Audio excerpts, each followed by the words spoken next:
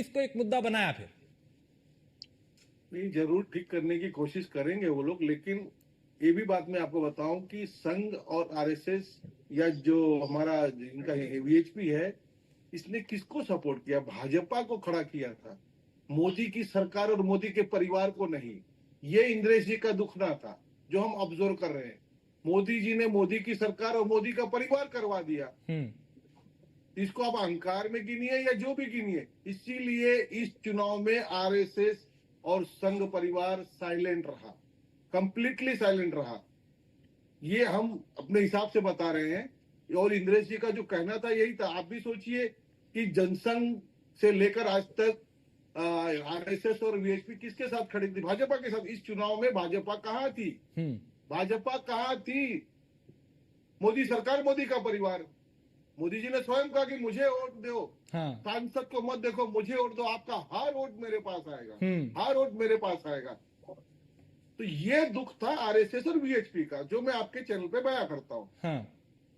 तो अभी कोशिश होगी कि उसको उन चीजों को ठीक किया जाए, क्योंकि आए दिन कोई ना कोई बयान आ रहा है, कोई ना कोई लेख आ रहा है जिसमें परतें खुल रही हैं, चीजें सामने आ रही हैं, पब्लिक डोमेन में आ रही हैं, और उसका विपक्ष भी कहीं ना कहीं उसको भुना रहा है कि भाई आपको तो अभी उन्होंने कहा, योगेश जी ने, कि इंद्रेश जी ने कहा, तो इस तरह के हवाले बार बार दिए जा रहे हैं। तो ये एक कोशिश होगी कि भाई जो गलती पिछले चुनाव में हुई है अब आगे उससे सबक लिया जाए।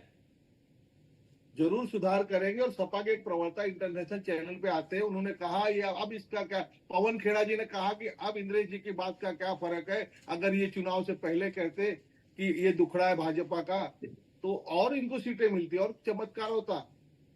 वो अभी अपना दुख साबित कर रहे हैं, अपना दुख शेयर कर रहे हैं, तो ये इनको फायदा ही दिखता है कमेंट्स में। लेकिन वो जो हमारे इंद्रेश या जो भी महान भागवत है सूचना कर रहे हैं, गलती को उनको जता रहे हैं कि आप लोगों ने ये गलती की है।